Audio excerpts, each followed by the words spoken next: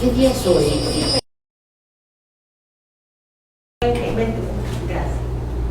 Vamos a darle gracias al Señor por esta oportunidad que nos da de venir a su casa a estudiar su palabra. Padre, tú eres bueno y para siempre tu misericordia, grande y bueno eres, Señor, sobre todas las cosas. Te alabamos y te glorificamos porque tú eres Dios. Te pedimos que te quedes con nosotros, Señor, que abra nuestro entendimiento, abra nuestro corazón y nos enseñe las cosas grandes y ocultas que tú tienes para los que te aman. Todo esto en el mérito de nuestro Señor Jesucristo, para el gloria y honor de tu nombre. Amén. Amén. Estamos en la Confesión de Fe de Westminster. Estamos hablando del capítulo 3. Y el capítulo 3 pues habla del decreto eterno de Dios. Este capítulo tendrá quizás unas 8 secciones. Todavía estamos en la sección 1. Y bueno, lo que pasa es que, o sea, en vez de mirarlo como un conjunto de palabras, lo que hemos estado haciendo es mirando cada una de estas secciones de tal manera que desglosamos el significado de cada una para poder llegar al fondo de lo que realmente los reformadores quisieron decirnos y lo que específicamente nos dice la palabra de Dios, las cosas que nos revela acerca de Dios. Y esta es la sección 1 del capítulo 3, pues dice que Dios desde la eternidad, por el sabio y santo consejo de su voluntad, ordenó libre e inalterablemente todo lo que sucede. Vimos también que Dios no es el autor del pecado. Dios utiliza el pecador para cumplir sus propósitos, pero Dios no es el autor del pecado, ni Dios hace violencia al libre albedrío de sus criaturas. Hablamos del libre albedrío, o sea, el libre albedrío moral y el libre albedrío en la salvación. Tenemos la oportunidad para definir eso. Y por último, pues dice, Dios no quita la libertad y la contingencia de las causas secundarias, sino más bien las establece. Y esa es la línea que vamos a tratar específicamente el día de hoy. Dios no quita la libertad ni contingencia de las causas secundarias, sino más bien las establece. Ustedes no saben la dificultad que me ha dado a mí poder definir qué es lo que quiere decir esa línea. Ha sido un poquitito. Entonces para poderla definir, vamos entonces a desglosarla por partes, de tal manera que podamos entonces llegar a un significado profundo de lo que quiere decir. Cuando dice Dios no quita la libertad, me parece que se me fue una de ellas.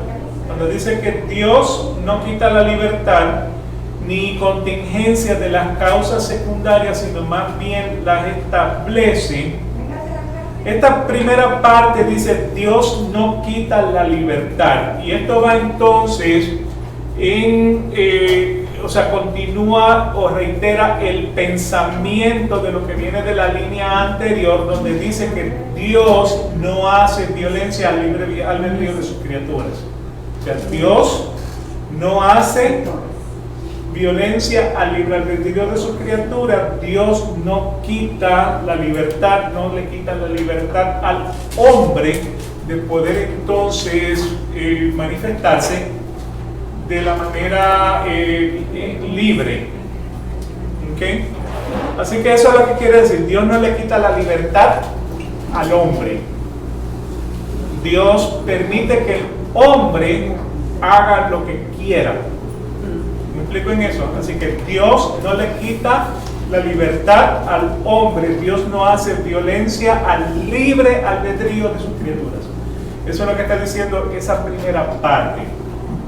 Entonces, ya la segunda parte la podemos ver de la siguiente manera. Dios no quita. Ahora, ¿qué no quita? Vamos a cambiar el ni por el la, que está diciendo exactamente lo mismo. Dios no quita la contingencia de las causas secundarias. Así que Dios no quita la libertad, Dios no quita la contingencia de las cosas secundarias. Para poder definir entonces qué significa la contingencia de las cosas secundarias, ¿qué es contingencia? ¿Cómo se define contingencia? Lo que sucede, ¿no?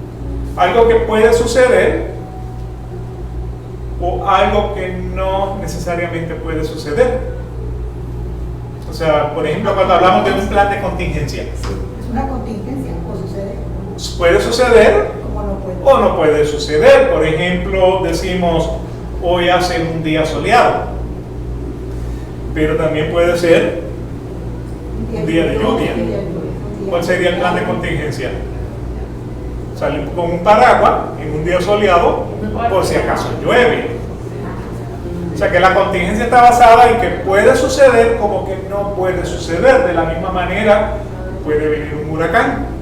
O sea, lo normal sería un día soleado, Sí, pero puede suceder una contingencia en que esté lloviendo con unos truenos, claro, una tormenta. Puede caer una tormenta. Ahora, ¿cuál es el plan de contingencia? Salir con un paraguas.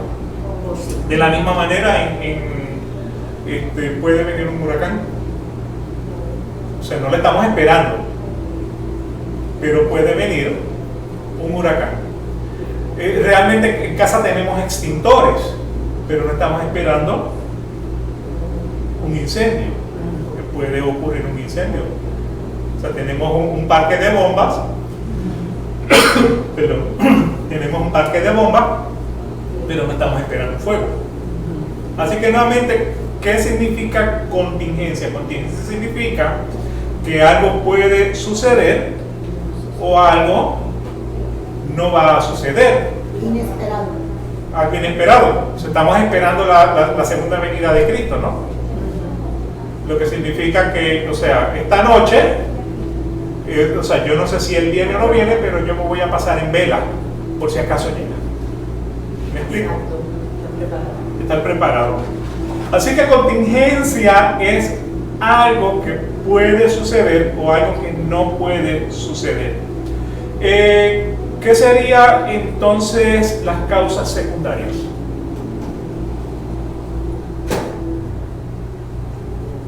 O sea, cuando dice Dios no quita la libertad, Dios no quita la contingencia de las causas secundarias. ¿Qué son las causas secundarias?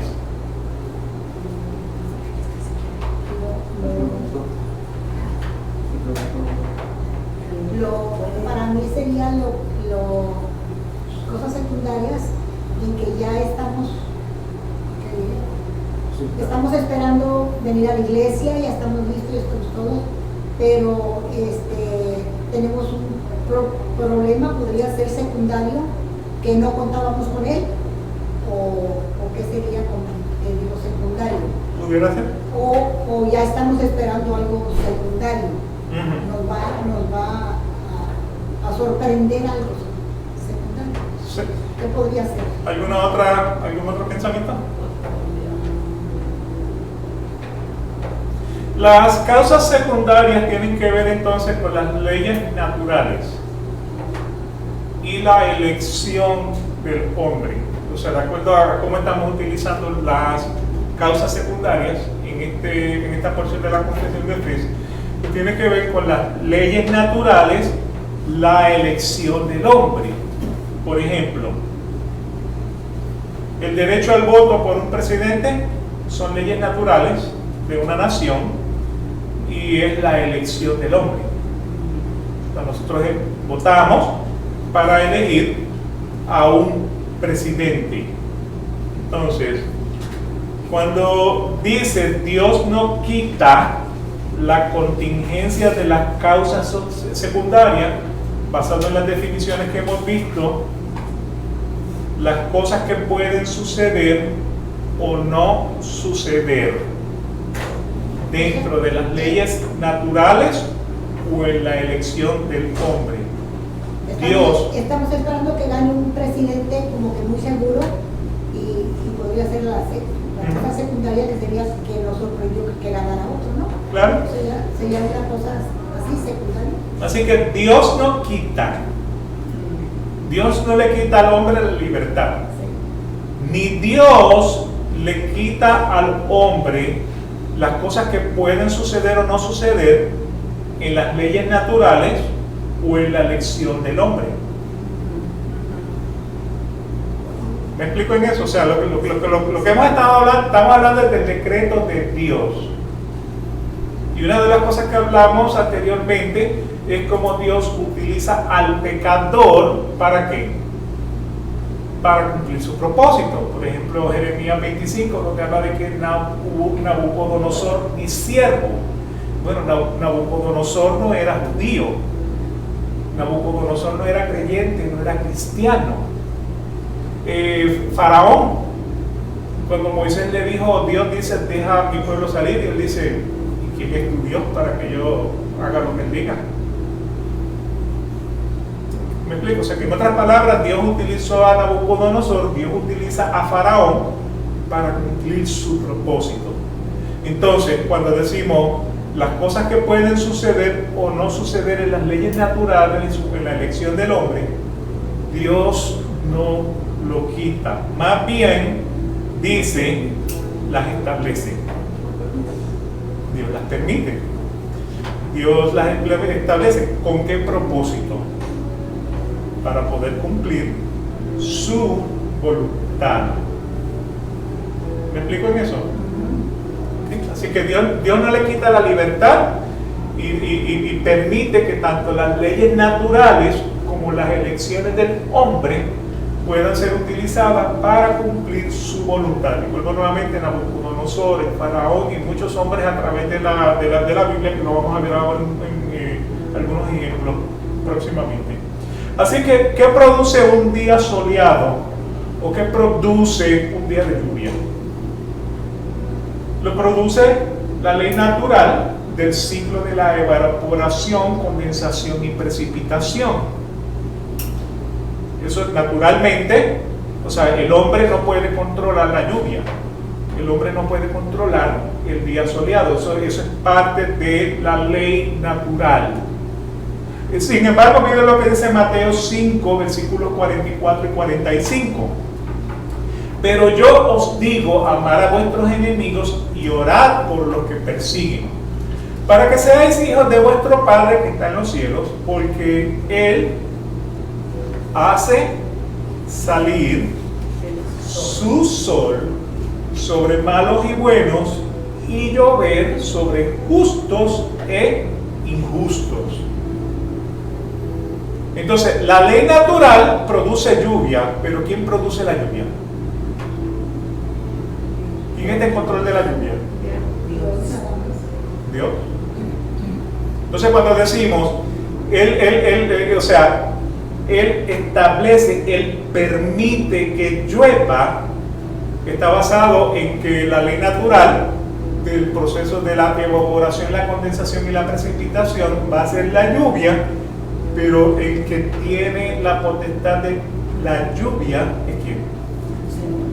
Es el Padre. De la misma manera, si nuevamente Él las establece. ¿Quién escoge al presidente de una nación?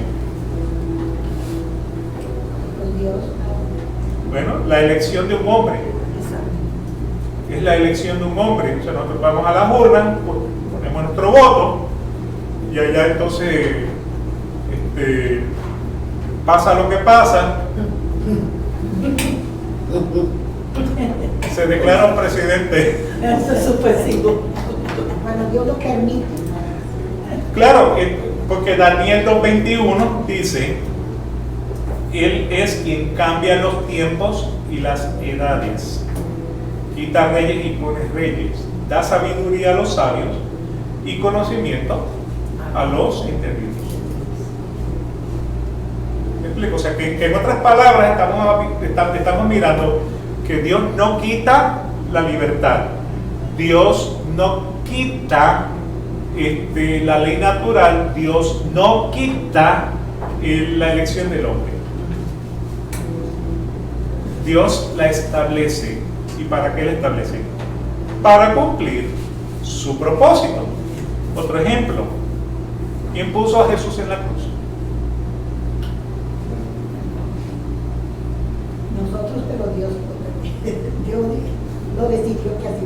Bueno, o sea, Pedro y Juan, cuando estaban hablando en Hechos capítulo 4, le estaban hablando al concilio. O sea, ellos entraron al templo. Cuando entraron al templo hay un paralítico. Le dicen al paralítico: levanta, yo no tengo oro ni plata, pero de lo que tengo te doy, en el nombre de Jesucristo sea sanado. Y el hombre se levantó. Entonces eso fue un llamado a la atención. Entonces los del concilio le dicen: ¿bajo qué nombre tú has hecho esto? O sea, cuando el concilio lo vieron, porque nuevamente era la hora de la oración, y cuando vieron al paralítico entrando al templo, pues todos los que estaban allí se desviaron y fueron a ver qué era lo que estaba pasando. O sea, es como que muy choque, siempre hay más averiguados que damnificados. Y nuevamente pues el concilio está reclamando: ¿en el nombre de quién tú hiciste esto? Entonces en Hechos capítulo 4 versículo 10 dice: sabed todos vosotros y todo el pueblo de Israel que en el nombre de Jesucristo el Nazareno, a quien vosotros crucificaste. O sea, ¿quién puso a Jesucristo en la cruz? Según Pedro y Juan, fueron los judíos los que llevaron a Jesucristo a la cruz, y es el Jesucristo quien resucitó de entre los muertos por él. Entonces ahí confirma lo que les estaba diciendo: por él este hombre se halla aquí sano delante de vosotros. Estaba hablando entonces de ese paralítico. Así que nuevamente, según este versículo, Pedro directamente está acusando a los judíos de haber crucificado a Jesús. Sin embargo, mire lo que dice en Hechos 2:23: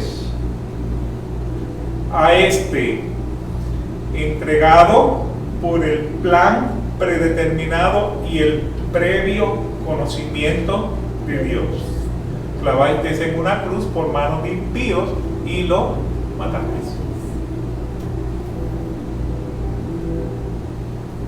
No cabe duda que a los judíos se les había hablado y tenían la Biblia, se puede decir, el libro. Bueno, tenían la Torá. Para que entendieran ellos que ese era el plan de Dios. Era el plan, sí, pero Sí. no lo pudieron ver, no lo quisieron ver. No lo quisieron ver.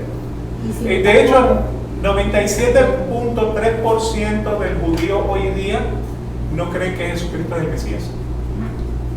Ni creen tampoco que Padre, Hijo y Espíritu Santo pueden ser la misma persona. O sea, no creen en la doctrina de la Trinidad. O sea, todavía ellos desafían que Jesucristo no pudo haber sido el Mesías.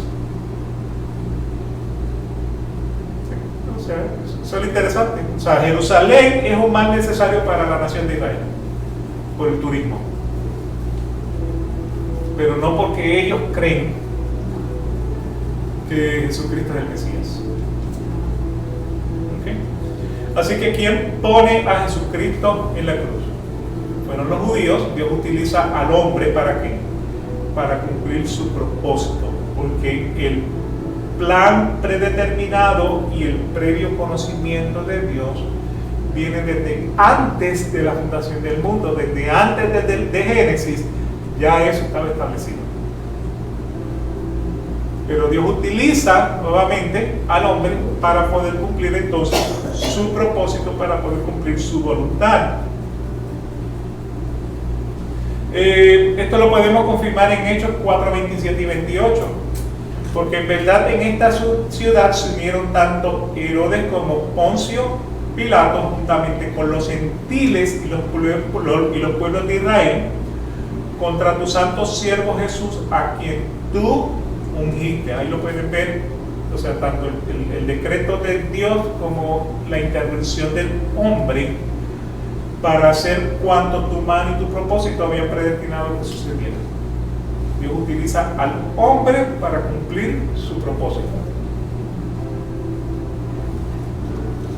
Juan 19, versículos 10 y 11. Pilato entonces le dijo: ¿a mí no me hablas?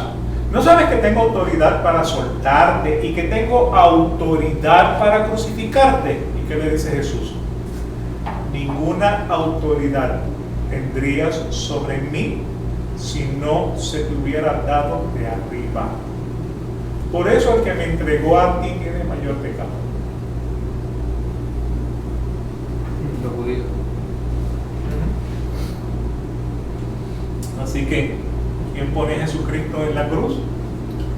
Los judíos, pero para que se cumpliera por el plan predeterminado y el previo conocimiento de Dios. Así que Dios utiliza al hombre para cumplir su propósito.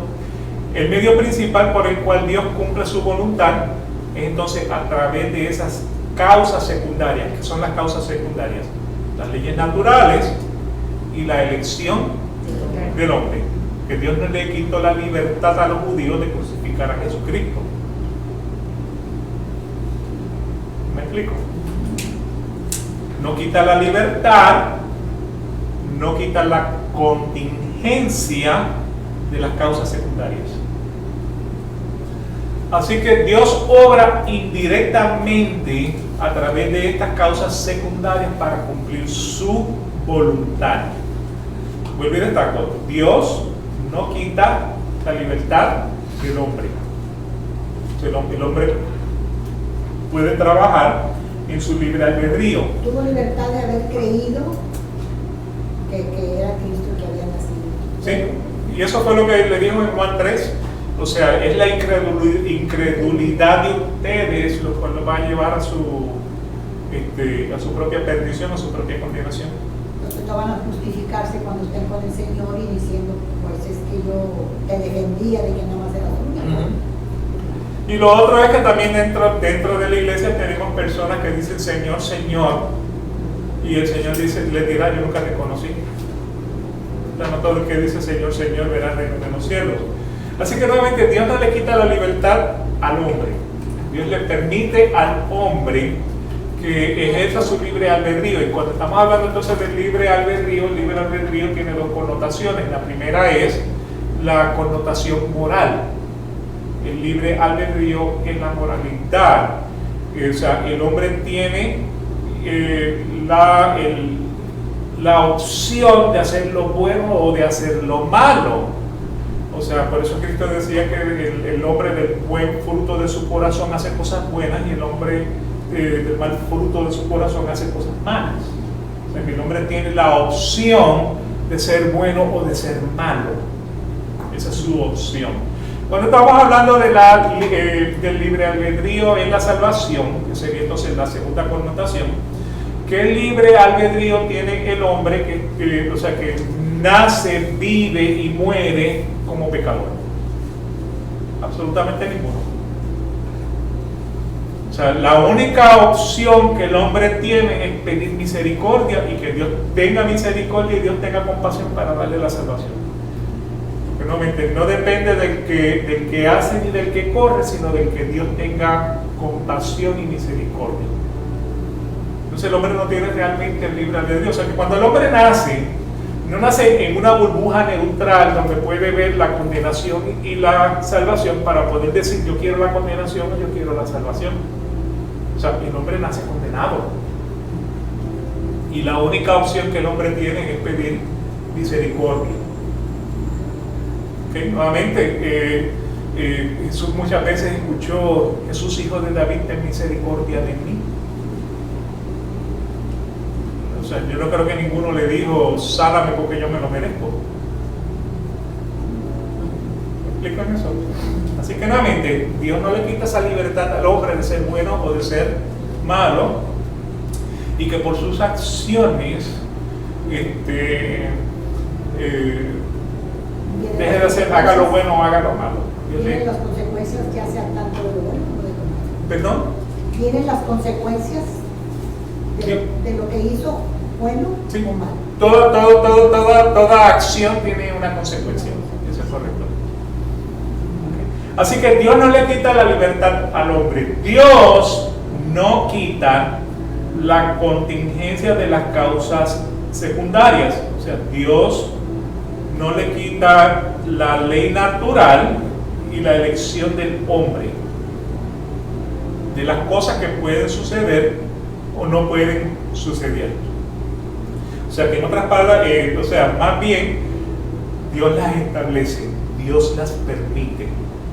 Y esto lo permite con un gran propósito, y este es para poder cumplir su voluntad.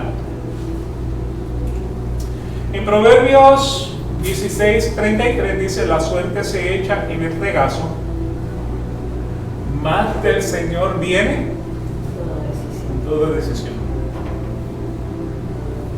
Así que, en conclusión, capítulo 3, sección 1, entendemos lo siguiente: que Dios desde la eternidad, por el sabio y santo consejo de su voluntad, ordenó libre e inalterablemente todo lo que sucede. ¿Okay? Dios no es el autor del pecado. Sin embargo, Dios utiliza al pecador para poder cumplir su propósito. Dios no hace violencia al libre albedrío de sus criaturas. Y hoy, pues entonces, Dios establece la libertad y la contingencia de las causas secundarias. ¿Tiene alguna pregunta, comentario?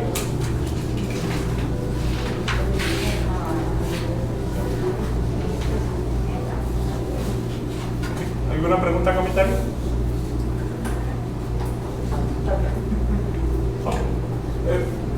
Después de la expulsión de la pareja del huerto de Edén,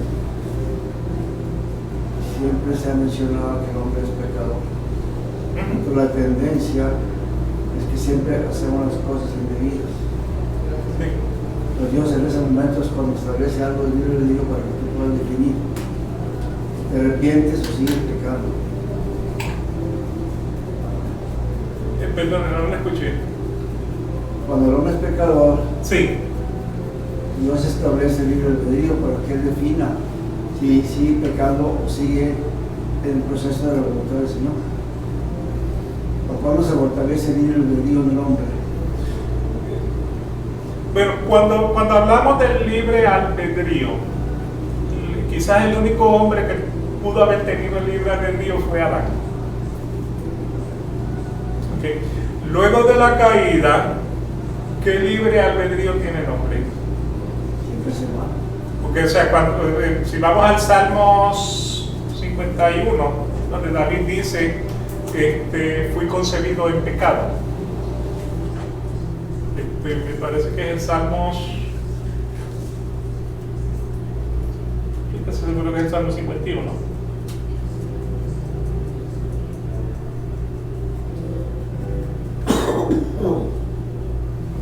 Si me permiten un segundito, se lo leo.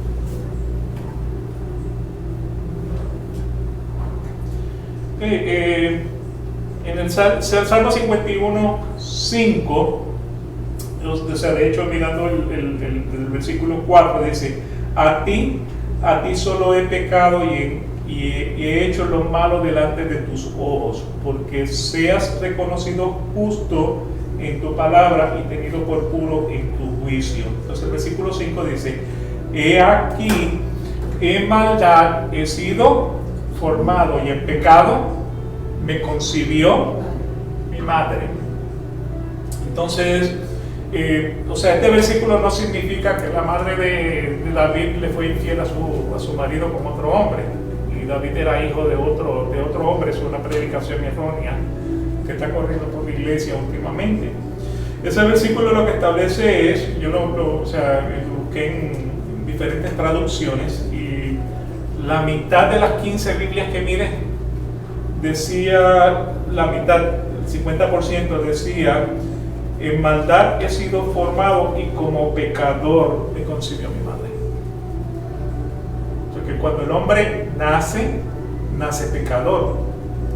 Vuelvo y les destaco, entonces no nace en una burbuja neutral. Hay una enseñanza que establece de que el hombre cuando nace es un angelito y es bueno, pero con el tiempo el hombre entonces viene a ser malo, aprende la maldad.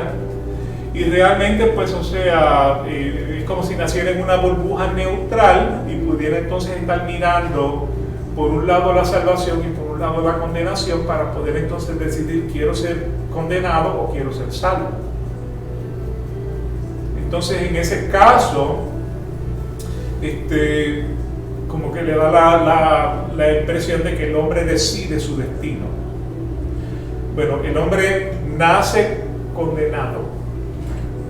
La única opción que tiene es que Dios lo salve. Y si Dios no lo salva, que no tiene misericordia porque no tiene compasión, eso es la voluntad de Dios que no la podemos discutir. ¿Me explico en eso? Ahora, en el libre albedrío hay una porción donde dice que he puesto delante de ti el bien y el mal, escoge. Fue Dios hablándole, no sé si en Éxodo o Deuteronomio, le dice, he puesto delante de ti el bien y el mal, escoge.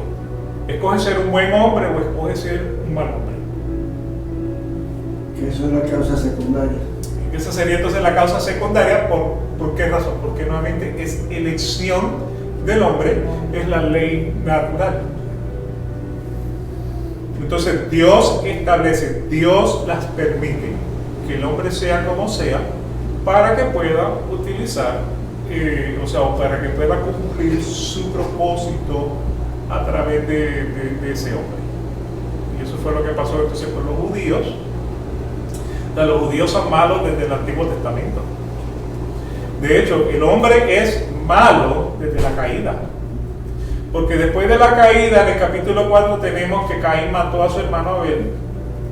En el capítulo 5 o 6 vemos que la maldad sobre la tierra había aumentado al punto que Dios decidió mandar un diluvio, donde escogió entonces a 8 personas, Noé, su esposa, sus 3 hijos y sus 3 nueras. Entonces, después del diluvio, se bajaron del arca. Noé hizo un holocausto, hizo un sacrificio a Dios. Dios percibió un olor grato y dijo, no volveré a destruir la tierra por causa del hombre, porque el hombre es malo desde su juventud. O sea, la maldad del hombre es innata, al punto que a pesar de que Dios había salvado a esas 8 personas, de los 3 hijos de Noé, Cam vio la desnudez de su padre y se burló de la desnudez de su padre. Y fue el padre de los cananeos. ¿Me explico en eso? Así que nuevamente, el hombre es malo desde su juventud. El ejemplo que muchas veces lo he traído: hay un niño que está jugando con un carrito y hay otro niño que lo está mirando. El niño que lo está mirando viene a quitarle el carrito porque quiere jugar con ese carrito. Y el niño que tiene el carrito, ¿qué hace? ¿Okay? Así que uno muestra codicia, el otro muestra avaricia. Muestra avaricia porque no quiere compartir y el otro le quiere quitar lo que tiene el otro.